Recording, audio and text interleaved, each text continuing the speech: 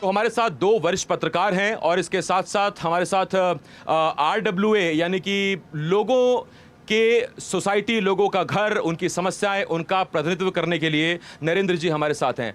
Neerja ma'am, सबसे पहले मैं चर्चा की शुरुआत आपसे कर रहा हूं। कहते हैं हर चुनाव अपने आप में अलग होता है, अनोखा होता है और नया होता है। आपने तो कई दशक चुनाव देखे हैं। इस बार का हरियाणा इलेक्शन आप क्या अलग पाते हैं, क्या खास पाते हैं? देखिए, इस बार का इलेक्शन जो है 10 साल की सरकार बीजेपी की है, उसके बाद आ रहा है। 5 साल भी भुगतना बड़ा मुश्किल होता है। और आपको याद है पिछली बार बीजेपी की मेजॉरिटी नहीं आई थी 2019 में, और कोalition करना पड़ा था बीजेपी को जेजेपी के साथ। अब 10 साल के बाद तो और भी एक्सपेक्टेशन लोगों की हो जाती है, और किसी भी सरकार के साथ थकान महसूस होती है कि नई चीज़ चाहिए लोगों को हमेशा। तो वो बहुत भारी चुनौती होने वाली है। हालांकि बीजेपी ने चीफ मिनिस्टर को ML खट्टर को हटाया, उनको दिल्ली भेज दिया, और नायब वो प्रमोशन था, डिमोशन था मैम? आप जो भी मर्जी समझिए उसको। प्रमोशन तो नहीं माना जाएगा, लेकिन फिर भी एकदम अलग थलग नहीं किया। लेकिन और नायब सानी को लाए, एक ओबीसी चेहरे को लाए ताकि ओबीसी कंसोलिडेट हो।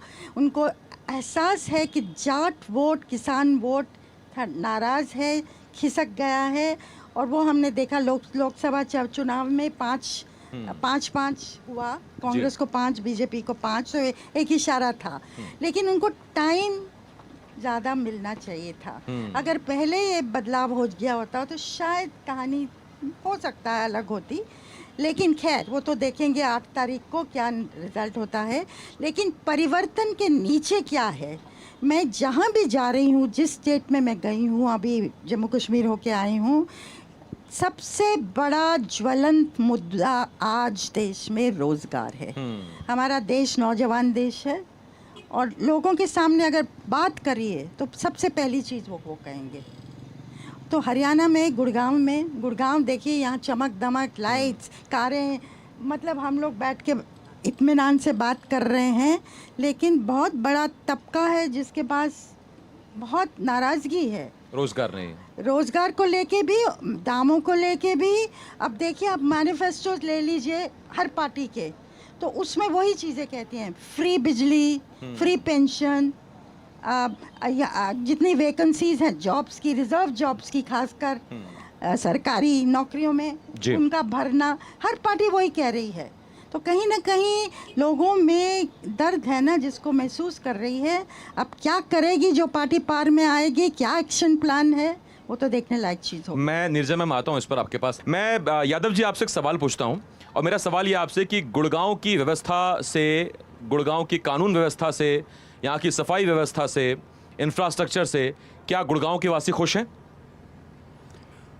देखिए, पिछले अगर मैं कहूँ कि 2-2.5 साल से, और ख़ास तौर से जब इलेक्शन आते हैं जी, उस वक्त पता नहीं क्यों गुड़गांव की हालत कुछ ज़्यादा ही ख़राब होती। ये तो उल्टा है। ये उल्टा, जबकि होना बेटर चाहिए जी।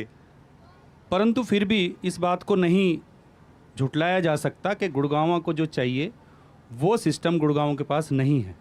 गुड़गांव अकेला वो शहर है जो 65 से 70% रेवेन्यू स्टेट को देता है। बिल्कुल ठीक बात। उसके बावजूद भी 2014 से लेकर 2019 तक, जब भारतीय जनता पार्टी की कंप्लीट बहुमत के साथ सरकार थी, तो 2014 से 2019 तक गुड़गांव के अंदर बहुत काम हुए थे। इस बात को भी नहीं नकारा जा सकता कि गुड़गांव के अंदर पिछले 2-3 साल के अंदर बहुत ज़्यादा आबादी बढ़ी हुई है। सिस्टम वही था, पर जहाँ तक सिस्टम को इम्प्रूव करने की बात थी, मुझे लगता है कि काफ़ी ज़्यादा प्लानिंग भी की गई, पर प्लानिंग जो बड़ी बनती है उनको टाइम लगता है आने में। जैसे गवर्नमेंट ने मेट्रो का एक्सटेंशन किया था, काम भी शुरू हो चुका था, पर मेट्रो को बनने में 2-3 साल लगने थे।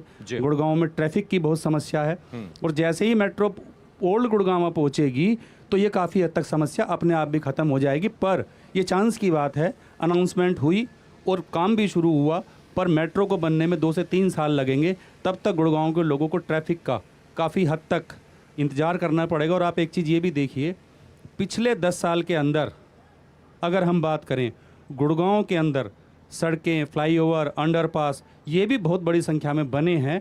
पर गुड़गांव की जो पॉपुलेशन है वो पूरे एनसीआर के अंदर अगर सबसे ज़्यादा तेज़ी से पॉपुलेशन बढ़ी है तो वो गुड़गांव की बढ़ी है। यादव जी, एक सवाल है मेरा आपसे।